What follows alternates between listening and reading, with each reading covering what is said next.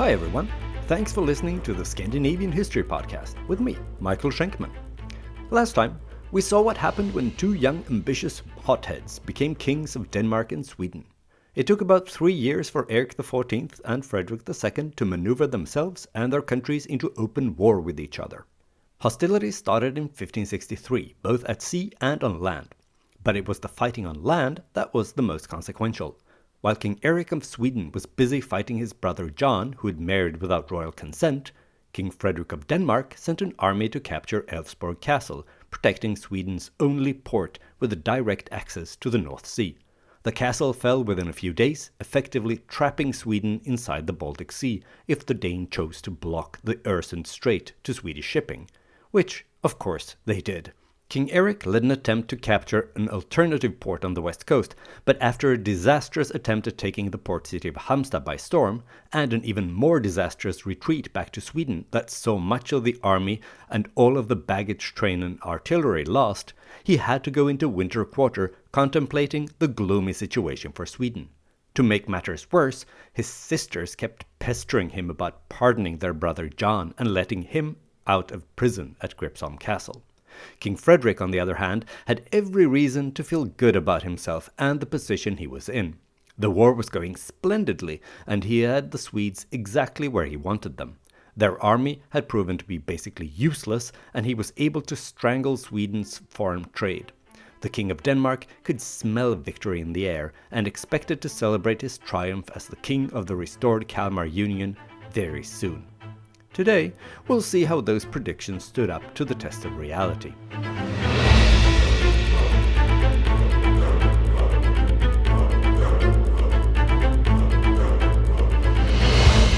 Episode 79, 7 Years of War.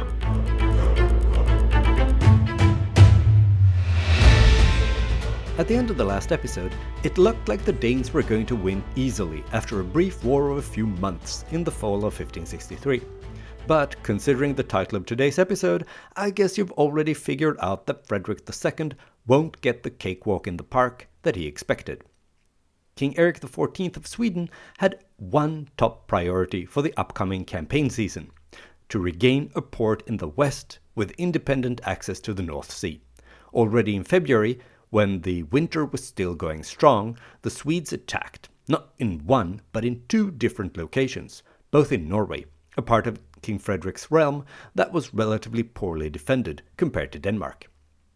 One of the targets for the Swedish double attack was Bohus Castle, located only some 20 kilometers north of Elfsborg Castle, just across the border to Norway. On February 25th, the Swedes arrived with a force just shy of 5,000 men. They demanded that the Danish commander capitulate and hand over the castle, but when he refused, the attackers opened fire with the artillery. Bohus Castle was a strong fortress, so the chances of success were never particularly high. But what eventually sealed the fate of this attack was that some disease or another started to spread in the Swedish camp, and when too many soldiers were either sick or dead, the Swedes had no choice than to give up and withdraw. At the same time as Bohus Castle was attacked, another Swedish force crossed the border into Norway further north. The plan was to cut Norway in half and to gain a Swedish port on the Atlantic coast. Sweden and Norway are separated by a mountain range, making it virtually impossible to attack across the border with a 16th century army. But there is a gap east of Trondheim where the mountains are lower and passable, giving people living east of the mountains relatively easy access to the Norwegian coastline. In the Middle Ages, two regions east of these mountains, Jämtland and Härjedalen, that today are Swedish, used to belong to Norway. These two regions east of the mountains had been invaded and captured by the Swedes already in the late months of 1563, and now Erik ordered his army to cross the mountains and push west toward Trondheim and the ocean. The Danes had few soldiers here and no fortifications to speak of, so the 3,500 Swedish soldiers succeeded in reaching the coast already at the end of February, at the same time as the failed attack on Bohus Castle began. King Erik planned to turn the Trøndelag region into a Swedish province, and so he had ordered the commanders to treat the locals well. It was important to Erik to win Norwegian hearts and minds, so that they wouldn't object to becoming Swedish subjects. But there was a limit to how well Erik was willing to treat the Norwegians. If someone would make trouble, the king's instructions were crystal clear, and any sign of rebellion should be crushed with an iron fist. The army shouldn't hesitate to kill anyone, man or woman, and the survivors should be deported to other parts of Sweden, just like his father Gustav Vasa had deported rebellious peasants to Finland.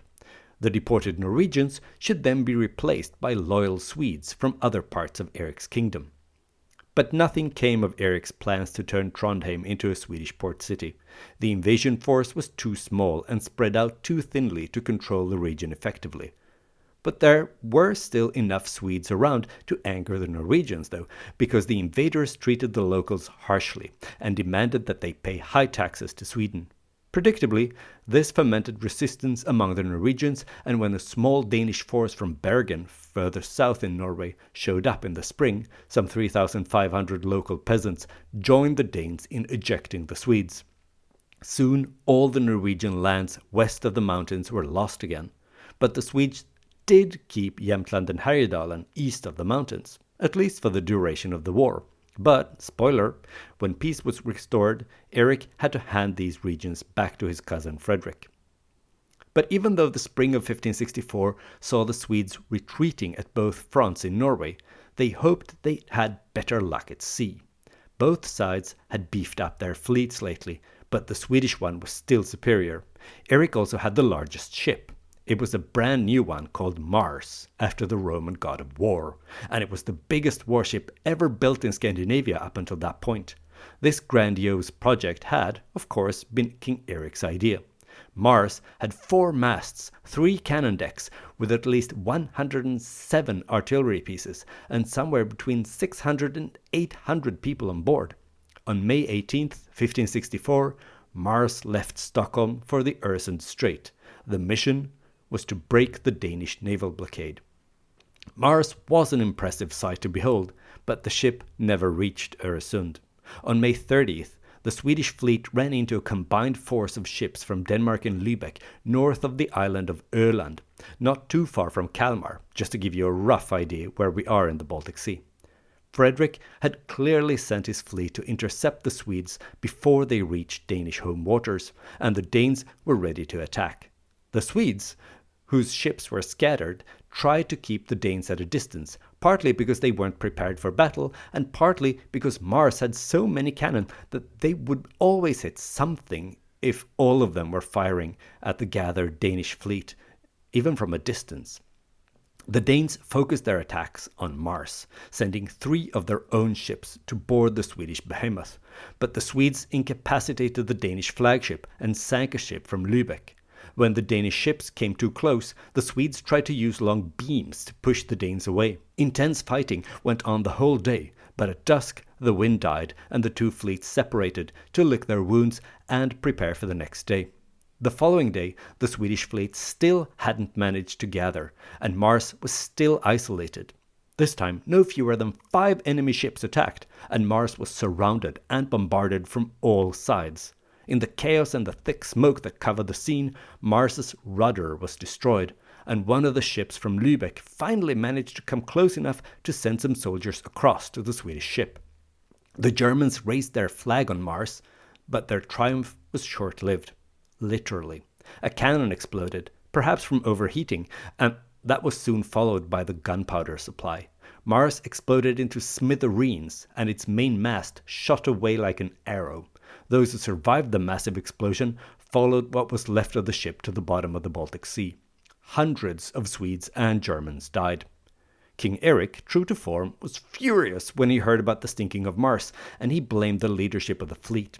But when the common people heard the news, they drew a very different conclusion. A rumor soon started that some of the cannon on board Mars had been made from bronze taken from all those church bells that Gustav Vasa had confiscated. To the Swedish peasants, the conclusion was obvious. The sinking of the warship was God's punishment for this sacrilege. After the failures in Norway and at sea, King Erik was desperate for victories. So he once again took personal command of his army, because that had turned out so great at Halmstad the previous year. The objective was to invade Blekinge south of Småland and east of Scania. Even though it was relatively poor and sparsely populated, it was a well-chosen target for several reasons. There were some excellent ports in Blekinge, and even though it was forbidden, many peasants from Småland preferred to trade with them instead of Kalmar. Not only was it closer for many of them, but salt was cheaper in Denmark than it was in Sweden. Capturing Blekinge would not only stop this illegal trade, but it would also protect Kalmar from a Danish attack.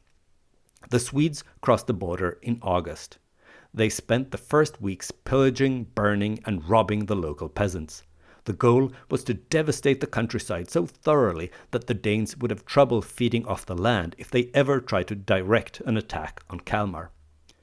By early September, the Swedish force approached Ronneby. It was a small town, but it enjoyed a booming trade in its port that was a serious competitor to Kalmar. Erik had decided to eliminate this competition, and on September 3rd, the Swedes demanded that the town surrender. Despite the fact that Ronneby was poorly defended and didn't even have a real wall, only a wooden palisade, the locals refused the Swedish demand. Maybe they had heard about the fiasco at Halmstad and thought the Swedes were incapable of taking any town by force, or maybe they thought they'd be able to hold out until the Danish army would arrive and rescue them. But if they did, they were wrong, and their mistake would cost them dearly. The following morning, the Swedish army attacked, starting what would later become known as the Ronneby bloodbath. The wooden palisade was no match for the Swedes, and they quickly breached the defenses and entered the town, where they proceeded to plunder and murder. Almost all men in town were killed, and many women and children as well. Only 30 Swedish soldiers fell. Even people who tried to flee and hide in the surrounding countryside were hunted down and killed. At some point in the chaos and the fighting, a fire broke out. Maybe it was an accident, maybe it was on purpose. But King Erik didn't mind, and he didn't do anything to stop the fire from spreading, almost completely destroying the town that had to be rebuilt from scratch after the war. Even though it would turn out to be too late for the unfortunate people of Ronneby, the Danish army did eventually arrive, and when they did so, the Swedes returned north again. As they withdrew back to Sweden, the retreating army burned and pillaged everything they hadn't destroyed already. Even though Blekinge hadn't been conquered, Erik spun the campaign as a success when he returned to Kalmar that fall. I doubt, though, that the peasants of Småland agreed, because they had to deal with the Danish army that had followed the Swedes across the border into Småland, where they proceeded to pillage for a while in retaliation for the desolation of Blekinge before they returned home to Denmark for the winter. When the fighting season of 1565 started, the main priority for the Swedes was still to gain an independent port on the west coast. Attacks were made at different places, both in Danish Halland and Norwegian Bohuslän, whereas the Danes crossed over into Westrogothia to burn and pillage. King Erik once again personally led the Swedish army into Halland, but after a spring and summer without any major successes, he left the army again and returned to Sweden. That was probably for the best, because soon after the king had left the command of the army to someone else, the Swedes finally managed to capture a port on the coast of Halland. On August 28th, Varberg, in the middle between Elfsborg Castle and Halmstad, fell to the Swedish army. A few days later, Varberg Castle also fell, meaning that the Swedes had finally managed to definitely pry open the window to the west, enabling direct trade without Danish interference. This was obviously great news, but Swedish trade from Varberg never really flourished because King Erik had decided on prices on Swedish goods that were so high, so they were made rather unattractive on the European market. But at least the Swedish pirate fleet was stationed at Varberg to pester Danish and Lübeck ships in the North Sea. Losing Varberg was obviously a blow to Frederick's war plans, and he sent his army to recapture the town as soon as possible. The Danes made several attempts at taking the port back from the Swedes in the fall of 1565, but in October they had to give up and retreat south to Halland. The capture of Varberg was great news for the Swedes, and their success in 1565 continued at sea as well. The Swedish fleet was still much bigger than the Danish one. It had 48 ships. That actually made it the second largest fleet in Europe at the time. Not only was the Danish fleet smaller, they even struggled to get their warships out of their harbors because they didn't have enough manpower to man the vessels. Eventually, though, the Danish fleet did make it out to sea, but perhaps they should just have stayed in port. There were two major sea battles in 1565, one in June off the coast of Mecklenburg and one in July near the Danish island of Bornholm, southeast of Scania. At the first of these battles, the Danish commander of the fleet was mortally wounded and died on the way back to port. And at the second battle, the Swedes captured the Danish flagship, and the new commander of the fleet, who had enjoyed this elevated position for less than a month, was taken prisoner by the Swedes. These Danish debacles guaranteed Swedish dominance over the Baltic Sea at least for another season. Still, the Danes had at least one noteworthy success at the Battle of Bornholm. Danish soldiers managed to board the Swedish ship St. George, and even though the Swedes succeeded in driving off most of the Danes, 4 seamen and 8 soldiers not only stayed on board St. George, but they fought so ferociously that they forced all the Swedes to retreat under deck. Then the 12 Danes quickly nailed the door shut, trapping the Swedes inside. And then they took over the ship and steered it to Copenhagen. But apart from that one brave feat, 1565 had been a bleak year for the Danes. The Swedes had both managed to break the trade blockade and they controlled the Baltic Sea. The Danish fleet was in a bad shape, having lost 2 admirals in 1 year. The fortunes of the war had definitely turned, and now the Swedes had the upper hand.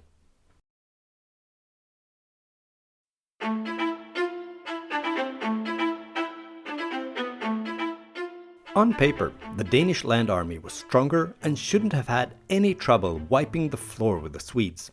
The Danes employed professional mercenaries whose training, experience and equipment were far superior to that of the Swedish army, largely made up of part-time peasant forces. That's all true, of course, but there are other problems with a mercenary army. It costs a lot of money, and if you don't pay the soldiers on time, they won't fight for you. And in 1566, Frederick II started to feel the consequences of this drawback of his professional forces. The Danish crown was running out of money, so the toll in the Øresund Strait was raised and new extra taxes were implemented to cover the ballooning cost of the war.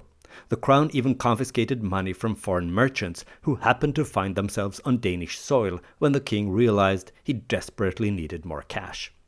The Danish fleet was also still plagued by manpower shortages. Quite literally, because the plague had now popped up in Scandinavia again, causing people to hesitate to report for duty at plague-infested ports, and when they did, many fell ill. Since there weren't enough people to found in Denmark proper, King Frederick sent for sailors in Norway, a country with a lot of seafaring experience. But it turned out that Norwegians weren't any keener at exposing themselves to the plague than the Danes had been. So the result of the recruitment efforts in Frederick's other kingdom was disappointing. In his desperation, the king decided that no ship was allowed to leave any port in his realm until the Danish fleet had been fully manned. This wasn't a particularly popular measure, but it did the trick, and the required men were raised and sent to Copenhagen. In the end, though, it was only a partial success because many of the men forced to join the fleet refused to board their assigned ships, and others deserted.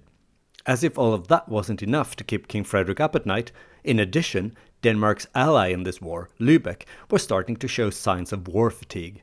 Representatives from Lübeck demanded that King Frederick close the Øresund Strait completely to all ships that didn't come from Lübeck. They hoped this would give their city a monopoly on trade in the Baltic Sea, and therefore increase their revenues, making the war worthwhile for them. But Frederick wasn't going to agree to that, since the Øresund toll was a cornerstone of the incomes of the Danish crown.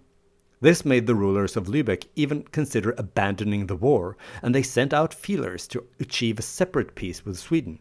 But King Erik presented them with such ridiculous demands to accept a peace agreement between Sweden and Lübeck that the Germans refused, and the potential to isolate Denmark slipped through Erik's fingers thanks to his unrealistic and high-handed diplomacy. To sum up, King Frederick of Denmark wasn't looking forward to the upcoming campaign season with quite the same enthusiasm as he had in past years. The Swedes, on the other hand, were out and about early this year. Already in January 1566, Swedish forces both made an incursion into Scania and attacked Bohus Castle, the Norwegian fortress just north of Elfsborg Castle. The Swedes had tried to take Bohus Castle back in 1564 and failed, but this time they had more success. They attacked in winter when the castle was still landlocked because of ice along the coast, which meant that no supplies or reinforcements could be brought to the besieged castle. The frozen ground also made it easier for the Swedes to transport their cannon, so unlike the situation at Halmstad, the artillery had been able to keep up with the army and could be deployed in the siege. Before dawn on March 26th, the Swedish command gave the signal to storm Bohus Castle. The defenders managed to repel the attackers 3 times, but when the Swedes regrouped and attacked for a 4th time, they managed to take the so-called Red Tower and hoisted the Swedish flag as the symbol of their triumph. In that chaotic situation, a Danish soldier volunteered to enter a gunpowder deposit in the basement of the tower and set it on fire. He succeeded. The tower exploded, killing every single Swede who'd managed to enter the castle, as well as the Danish volunteer, of course. After that massive explosion, which had turned the captured tower into a pile of rubble, the Swedish attack lost momentum. They kept up the siege until April, but then the plague started to spread in their camp, so they had no choice but to withdraw. King Erik was, of course, furious and blamed a man called Niels Sture for the whole thing. He was condemned to death, but the sentence was commuted to ritual humiliation. The high-ranking nobleman was forced to enter Stockholm on a starved horse through a triumphal arch made of 2 trees tied together upside down. Beggars walked before him, and a crown of hay and paper was shoved on his head. He was also given the traditional document with all the lands he'd been granted as a thank you for his services to the crown. The paper was blank. We'll return to King Erik's relationship with the Sture family next time. Meanwhile, the Danes limited their goals for this year's fighting to pillaging and burning across the border in Sweden, focusing again on Westrogothia. Everything that wasn't destroyed was stolen, down to church bells and baptismal fonts. The region was thoroughly desolated, not out of spite or in order to fulfill some sadistic urge to see civilians suffer. Instead, the burning of crops and villages had a defensive purpose. It was done to make sure that no Swedish army would be able to attack Denmark this way, because they wouldn't be able to find supplies for the army here. So basically the same reason the Swedish army had ravaged Blekinge earlier in the war. But to the Swedes it didn't matter that this wasn't personal, just business, or that they had done the exact same thing 2 years before. A Swedish army was sent to chase the Danes out of Sweden, and they did so by harassing the Danish forces, disrupting their supply lines, and threatening to cut their retreat back to Denmark, leaving them isolated in enemy territory. The tactic was successful, and soon the Danes didn't have enough food. It didn't help that dysentery and the plague also spread among the troops. The Danish commanders realized they had to return to Denmark as soon as possible if they didn't want the situation to deteriorate further. They had 2 roads to choose from, one big, convenient, and a bit obvious, which Danish scouts reported that the Swedes had blocked and defended heavily. The other was a narrow path through the woods. The Danes decided to take the second option. If you've been paying attention to previous episodes about wars in these parts, you know what happens when armies take narrow paths through the woods. On August 9th, the Danish army reached a narrow strait between 2 lakes. There used to be a bridge there, but the bridge had been torn down. And yes, I can hear some of you at home shouting, Turn back, you fools!" Unfortunately for them, the Danish soldiers did not turn back. The water wasn't too deep, but as the first professional soldiers tried to wade across, Swedish peasants started to shoot at them from the high ground surrounding the lakes. Soon enough, the Danish march turned into a disorderly flight. Most of the Danes did manage to make it back across the border to Denmark alive, but they left their whole baggage train behind, stolen church bells, baptismal fonts, and all. Even though the land war wasn't going particularly well for either side, the Swedes continued to dominate at sea, but not necessarily thanks to their own achievements. On July 26, 1566, there was yet another naval battle off the coast of Öland, where the Swedish fleet fought a combined fleet from Denmark and Lübeck. The battle itself wasn't particularly noteworthy, but the Swedes technically won because the Danes sailed off after their commander had died in the fighting. Danish admirals just keep dying like flies in this war, don't they? Anyway, after the battle, the Lübeck commanders wanted to sail to the German city of Danzig, but the Danes insisted on nearby Visby on the Danish-controlled island of Gotland to give their dead commander a decent funeral. The Danish fleet anchored off Visby because the harbor in the city couldn't cope with the number and size of the Danish warships. The locals warned the crews that there was a storm coming and they had anchored far too close to the rocky beach. But these warnings were ignored. The night between July 27th and 28th was windy, and several captains became nervous and asked permission to anchor further out, but their requests were denied. July 28th was the day of the funeral, and the new admiral wanted as many of the sailors and soldiers as possible to make an appearance to give his predecessor an impressive send-off. Besides, he thought the wind was letting up. Several of the German ships, who had their own chain of command, did move further out to sea, despite Danish protests. The following night, the storm returned with redoubled force, dark skies, winds, rain, and hail. The ropes anchoring the Danish warships snapped and the vessels were pushed onto the rocks. The sailors fought desperately, but they could do nothing against the elements. From land, the locals saw the fleet destroyed, ship by ship crushed against the rocks and sunk. At dawn on July 29th, the storm had passed. The now calm waters were full of debris. At least 15 ships were destroyed in the storm. Only 1,500 soldiers and sailors survived. Somewhere between 4,000 and 7,000 had drowned. That's more dead in a single night than there were inhabitants in the city of Visby. When he heard about the annihilation of his fleet, King Frederick wanted to punish somebody. So after what no doubt must have been a thorough investigation, a handful of women were arrested for witchcraft. They were interrogated until they broke down and admitted to have created the catastrophic storm through black magic. They were burned at the stake for their alleged crimes. Since the Swedes hadn't pursued the retreating Danes, they had more or less been spared the effects of the storm. Now they were undisputed masters of the Baltic Sea. The Danish blockade had been definitely broken, and wine and salt and other necessities could once again be imported freely. The Danes didn't rebuild their fleet for the rest of the war. By now, King Frederick was in a tight spot. On land, his forces had taken Elfsborg Castle, that's true, but the Swedes had managed to compensate by capturing Varberg instead. And at sea, the result of the war was an unmitigated disaster as far as the Danes were concerned. Their fleet was devastated, and Frederick needed a lot of money, both to rebuild the fleet and to raise new troops. To increase his income, the king decided to reform the payment method for shipping through the Øresund Strait. From now on, you'd have to declare the value of your cargo, and then the crown would have the choice to either demand that you pay the toll according to the declared value, or force you to sell the cargo for the declared value to the crown. And you weren't allowed to refuse to sell the cargo if the crown demanded it. The new system was a success, at least for the Danish crown. The first year after this reform was implemented, the income from the Øresund toll was 132,500 thaler. That was more than for the previous 4 years combined. Since the Øresund Strait was fast becoming such a key to Danish prosperity, Frederick II revamped the old fortress at Helsingør, originally constructed by Eric of Pomerania, who we introduced in episode 57. It was expanded into a proper Renaissance castle, dominating the Øresund Strait at its most narrow point.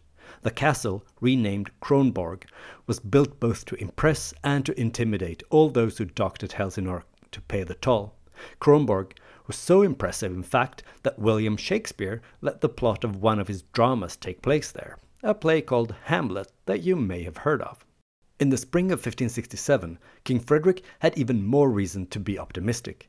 News reached him that his cousin, King Eric of Sweden, had suffered some kind of mental breakdown and was currently completely out of commission. Since Eric was a real micromanager, his incapacitation meant that much of the Swedish state bureaucracy, not to mention the war effort, was more or less paralyzed. Even though the Danish army was in bad shape, they decided that this was too good an opportunity to pass up. It took a few months to get the army ready to go on the offensive, But in October, Danish forces crossed into Sweden.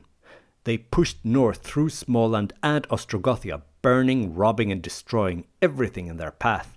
But this time, the goal wasn't merely to devastate the Swedish border region. This time, the army was marching on Stockholm, hoping to cause the Swedish state to collapse, just like its king had. Maybe, just maybe, the dream of re-establishing the Kalmar Union was within Frederick's grasp.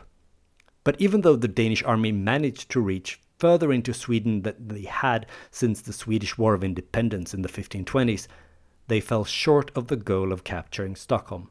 By November, the Danes decided it would be best to turn around and return home before winter set in. The Swedes tried to cut off their return path, but ultimately they failed. 1568 was a relatively calm year in terms of the war, even though there was plenty of drama elsewhere, more of which we will cover in a later episode. The war could even have ended that year, because in November the two sides met to try to negotiate a peace agreement. But in the end, the Swedes rejected the draft agreement, and in 1569 the war was reignited. The Danes may have been disappointed that the war hadn't ended, but on the other hand, they managed to retake Varberg, thus once again depriving the Swedes of their only port with direct access to the North Sea. Even though the Swedes had some success in a campaign of plundering and destroying in Scania, they didn't manage to capture any other port on the west coast. Actually, nothing else of consequence happened for the rest of the war, and eventually both sides just ran out of steam. The conflict more or less just petered out because both armies were too exhausted to have the ability to continue. The war, after the fact known to history as the Northern 7 Years War, eventually ended in 1570 with the Treaty of Stettin. In the treaty, King Frederick of Denmark had to renounce his claims on Sweden, but the Swedish crown not only had to renounce all claims to Danish lands, but also hand back actual land in the form of Jämtland and Härjedalen to Norway, and accept that Gotland would be a Danish island from now on. Sweden also had to turn over their Baltic possessions to the Holy Roman Emperor and pay $75,000 to Lübeck. But the thing that stung the most was the Danish demand for a whopping $150,000 to hand Elfsborg Castle back to the Swedes.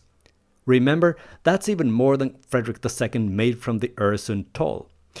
In order to pay the ransom of Elfsborg Castle, the Swedish crown imposed new and heavy taxes on the population. Unburned towns had to pay 1/12 of their property value to the crown, and landowning peasants 1/10. If you lived in a town that had been burned down during the war, you only had to pay 1/18.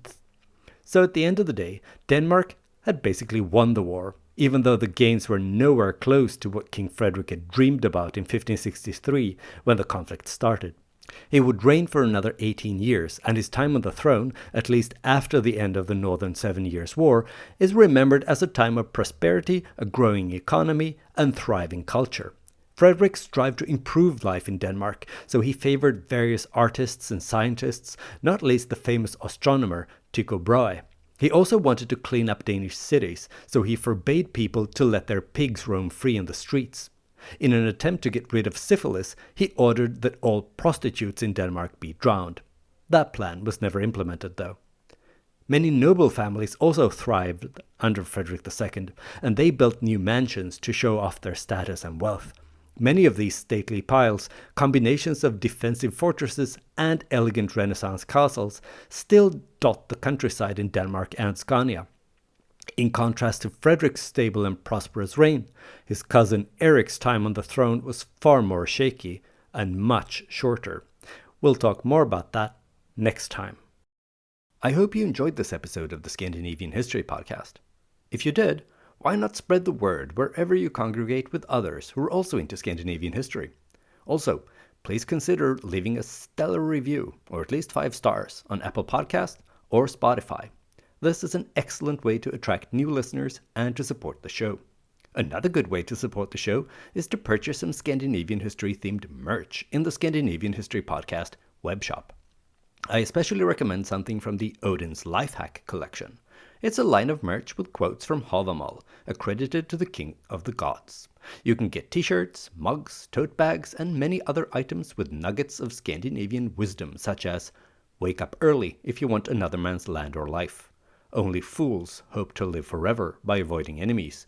Or speak useful words or be silent.